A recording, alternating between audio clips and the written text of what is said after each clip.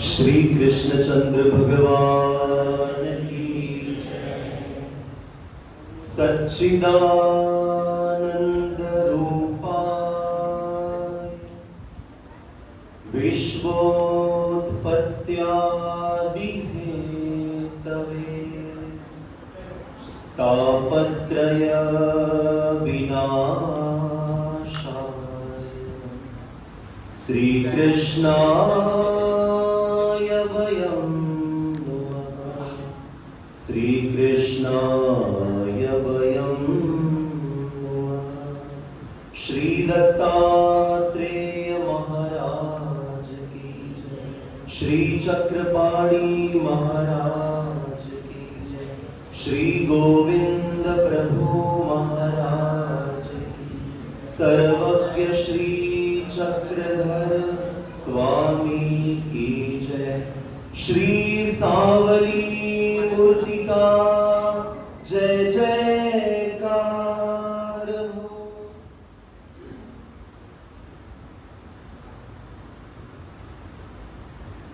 अनंत कोटि ब्रह्मांड नायक जीवोद्धरण व्यसनिया साधन दाता सर्वज्ञ महाराज की असीम कृपा से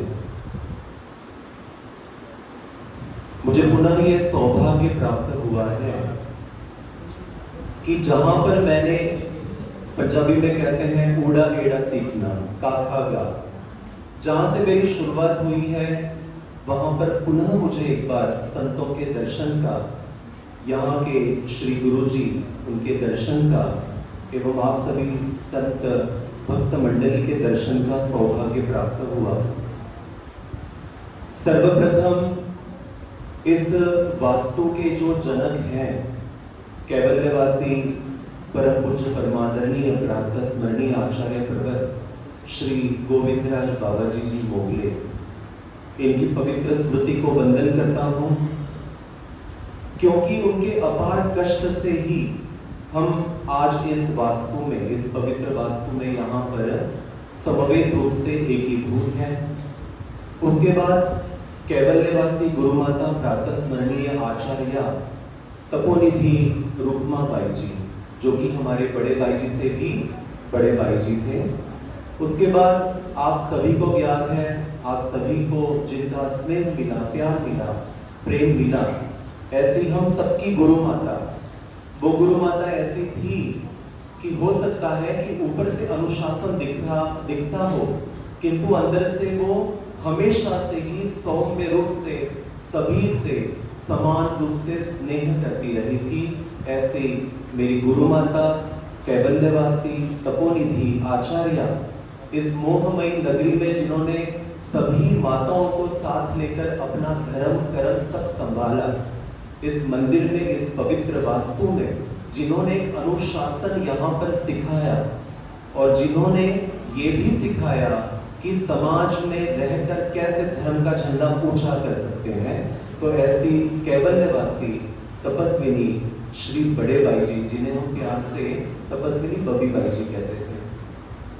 उसके बाद आज हमारे गुरुजी यहाँ पर उपस्थित हैं, जो कि ऊपर विश्राम कर रहे हैं। आप सभी को ज्ञात होगा कि स्वास्थ्य के चलते वो बिल्कुल यहाँ समय नहीं दे पाते, लेकिन उनकी अनुपस्थिति में हमारी इस विद्यमान मंदिर की संचालिका परम पूज्य परमादरणीय तपस्विनी हमारी रानीबाई जी शास्त्री जी, ये सभी माताओं को लेकर, सभी भाइयों को लेकर इस संपूर्ण मंदिर का संचालन बड़े ही सुचारू रूप से चला रही है।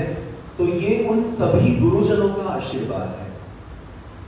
एक व्यक्ति के जड़न घड़न में या चरित्र निर्माण में मात्र उसके प्रयत्नों का ही वहां पर मोल नहीं होता, तो पीछे से जो गुरुजन जो यहाँ पर अपना सेवा भाव जो जता चुके हैं, उन सभी की प्रसन्नता हमारी तपस्विनी माताओं को मिली है।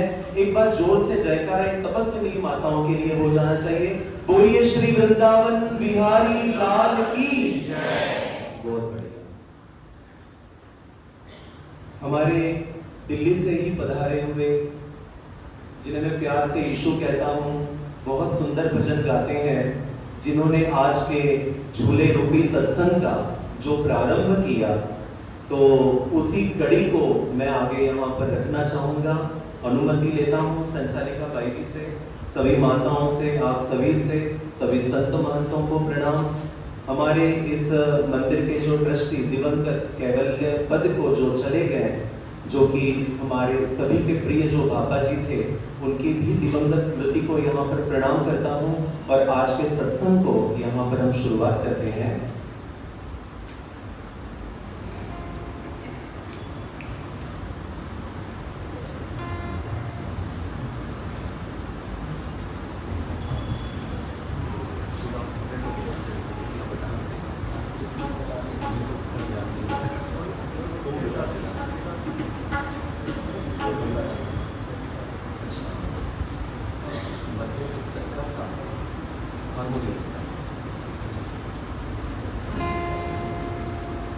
जो विषय फरवरी में कुछ कारणवश जो बाकी रह गया था श्रीमद् भगवद गीता का, उसी विषय को आज हम यहाँ पर प्रारंभ करते हैं। ये वार्ता होगी, ना मैं कोई बहुत बड़ा कोई विद्वान हो, ना ज्ञानी हो।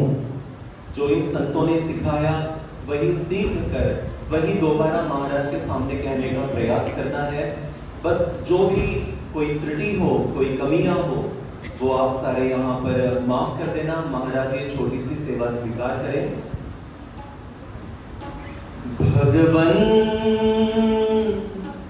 सुना गया है गीता की ये जुबानी, भगवन सुना गया की ये जुबान। आप भी गाइए साथ में। भगवन सुना गया है गीता की ये जुबान। प्रभु प्राण धन जगत के, प्रभु प्राण जगत के, सब जीव उनके प्राणी। भगवन सुना गया है गीता की ये जुबान। भगवन सुना गया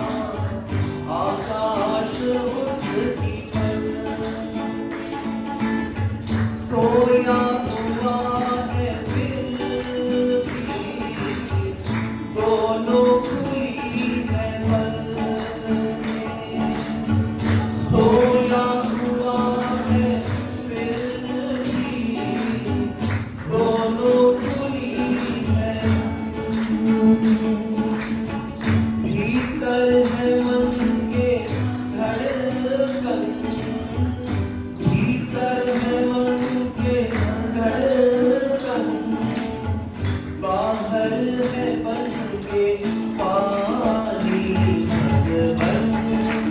सुना गया गीता की ये बात। जय हो भगवन सुना गया गीता की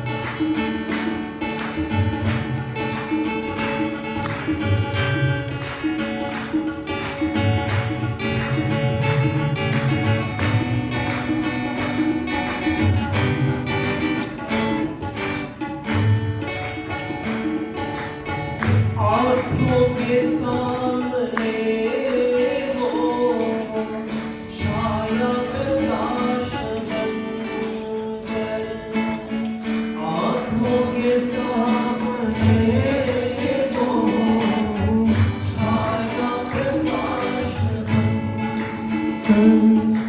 जैसे जगत में देखा जाता है कि अगर माता पिता है तो उनके सामने अपने पुत्र पुत्री संपत्ति अपनी सन्नति का प्रकाश होता है, किंतु जिस पवित्र वास्तु पर आप बैठे हैं, ये वास्तु आपको ऐसी एक दिशा निर्देश देती है कि जहां पर परमेश्वर का प्रकाश आपकी आंखों के सामने रहता है, और यही सीख यही शिक्षा ऐसी पवित्र वास्तुओं से मिलती है जिसे हम आज की भाषा में श्री कृष्ण गीता ज्ञान मंदिर कहते हैं।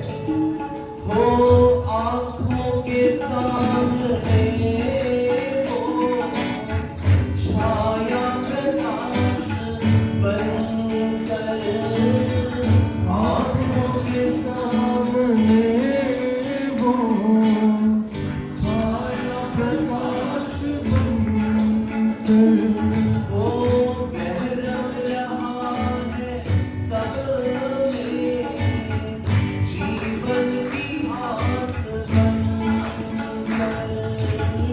बह रहा है सब में जीवन की आस बनकर। पलके हैं जिनका आसन, पलके हैं जिनका आसन, ये दिल है राजधानी भगवन सुना गया गीता की ये बात। जय हो भगवन सुना गया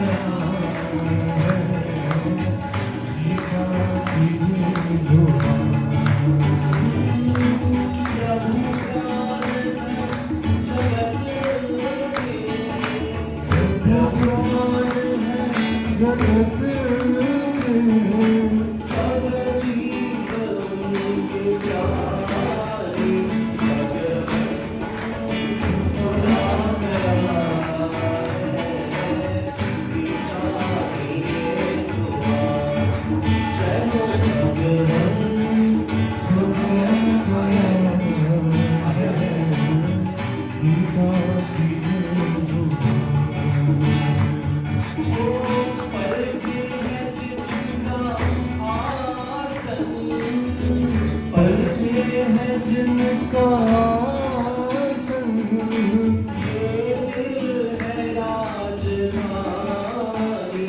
भगवन सुना गया है गीता की ये बात। जय हो भगवन सुना गया है गीता की ये बात। कहते हैं ये जो बंबई होती है, ये बंबई है फाइनेंशियल कैपिटल। जिसे हम आम बोलचाल की भाषा में राजधानी भी कहते हैं। लेकिन क्या ये एकमात्र राजधानी है? अगर इस देश की राजधानी को देखा जाए तो उसे दिल्ली कहते हैं। अगर आर्थिक राजधानी के तौर पर जिसे जाना जा सकता है वो है मुंबई। लेकिन हर व्यक्ति का मन भी राजधानी बन सकता है अगर वो सही जगह पर पहुंच जाए तो। इन पलकों को आसन बना ले,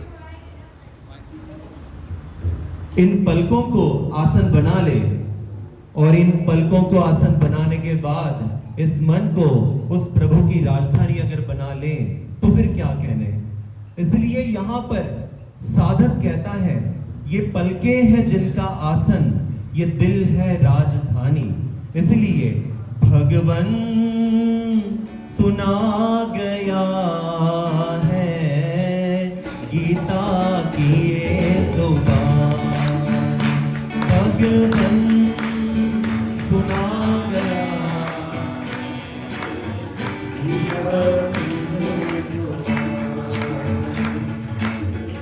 दो अक्षरों में राही कितनी भरी है शक्ति, दो अक्षरों में राही कितनी भरी है शक्ति।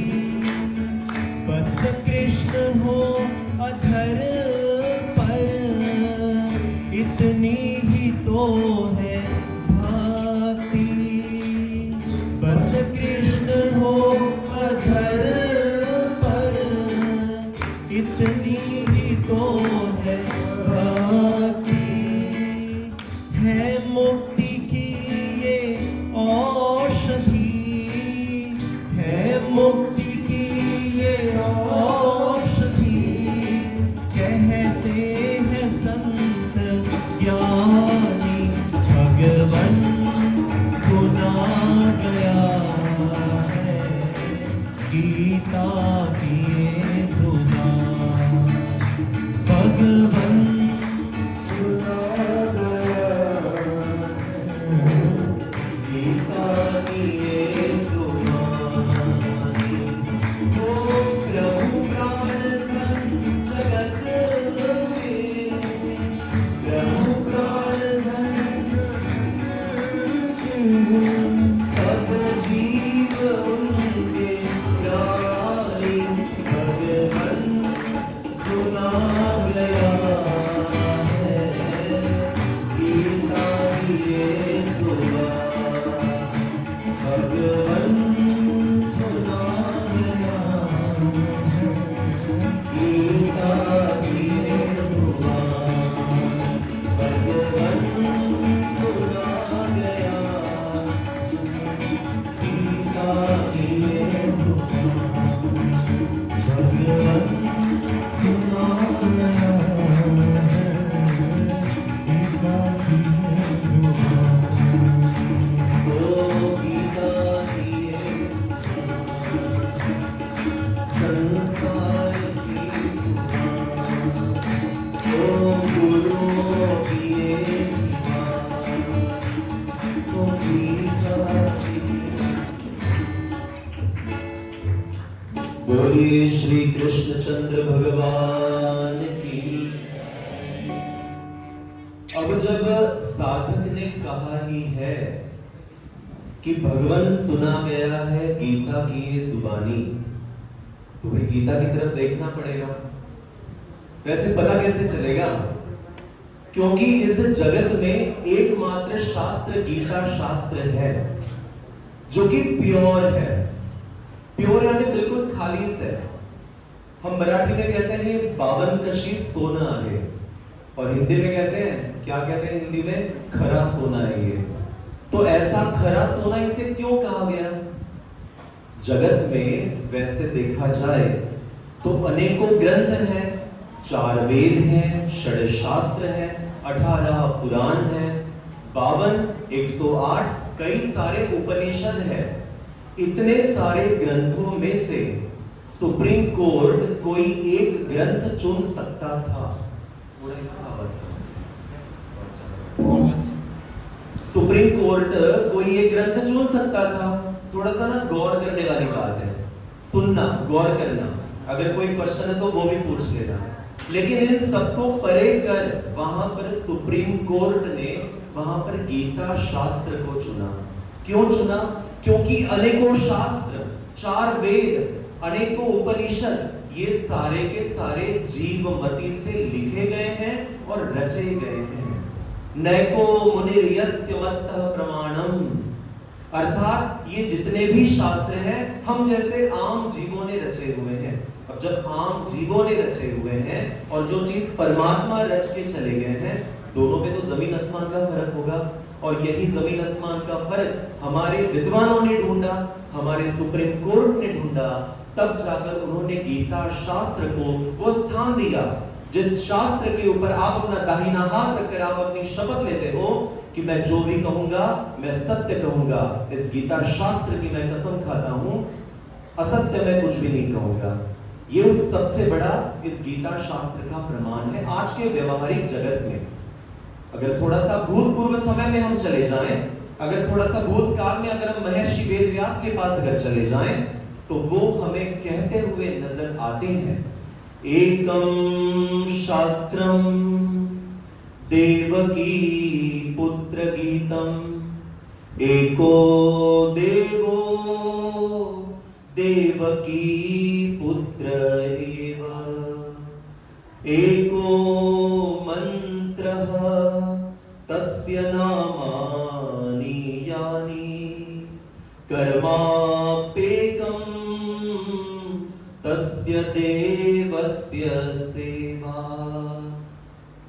इस महर्षि वेदव्यास को विद्वानों ने एक संज्ञा दी है। इन्हें एक बात के लिए जाना जाता है, व्यासोच्छिष्टम जगत सर्वम, अर्थात व्यास ने इतना सारा कुछ लिख डाला परमेश्वर के शास्त्र के अलावा कि इस जगत में अब कोई तत्व शेष ही नहीं बचा। क्यों भला? क्योंकि कलयुग में अलग से तत्व लिखने वाले कभी कोई जन्म ले ही नहीं पाएंगे। इसलिए द्वापर युग की अंतिम पंक्ति में, अंतिम चरण में महर्षि वेदव्यास ने उन सभी तत्वों को लिख डाला और तब जाकर उन्होंने अपना ये निर्णय, अपना ये डिसीजन दिया कि इस जगत में क्या है, एकम शास्त्रम देवकी पुत्र गीतम। इस जगत में एक ही शास्त्र है। कौन सा है? जो देवकी पुत्र ने गाया हुआ है।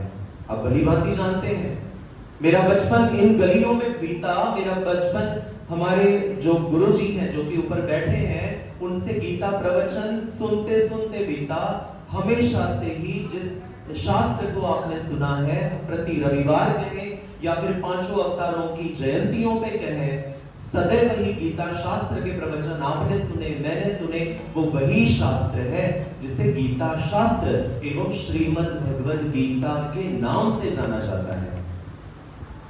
महर्षि वेदव्यास एक भी शास्त्र अछूता नहीं रहा। हम तो उनके सामने किस गली में खसखस है, कहां राजा भोज, कहां गंगू तेली, हम उस तेली की भी बराबरी कर नहीं पाएंगे। इसलिए जब कभी ऐसा प्रसंग आए, जब आप किल कर्तव्य मूढ़ अवस्था में जब प्राप्त हो, जब आपको सूझे ना कि अब क्या किया जाए, तब जाकर हमें उन दिवंगत आचार्यों के पदचिन्हों पर चलना पड़ेगा। उन्होंने जो जो क्रियाएं की है उन क्रियाओं को समझना पड़ेगा। गुरुजनों के पास जाकर उन क्रियाओं का अर्थ समझना पड़ेगा और उनके पदचिन्हों पर हमें चलना पड़ेगा। अर्थात महाराज ने कहा, यद्यदा चरति श्रेष्ठ तत्तदेवे तरोजनः, जिस मार्ग से सारे आचार्य गण गए हैं। अगर इस वास्तु की, इस पवित्र वास्तु की अगर मैं बात करूं, तो इस पवित्र वास्तु में जिनका सर्वप्रथम मैंने नाम लिया, केवल निवासी प्राप्त स्मरणीय आचार्य श्री गोविंदराज बाबा जी, ऐसे यहाँ पर संत पुरुष होकर गए हैं। हमारी जो गुरु माता श्री बड़ी बाई जी, इन संतों ने अपना जीवन कैसे बिताया, इनसे हमें सीख लेनी होगी। आज के जो विद्यमान संत हैं, साधु हैं, महंत हैं, संचालक हैं, इनसे हमें सीखना पड़ेगा। तब जाकर यद्यदा चरति श्रेष्ठ तत्तदेवे तरोजनः, ये बात हम सीख पाएंगे। इसलिए एक बात तो यहाँ पर साफ हो जाती है कि इस जगत में अगर कोई शास्त्र है तो वो है एकम शास्त्रम। वो कौन सा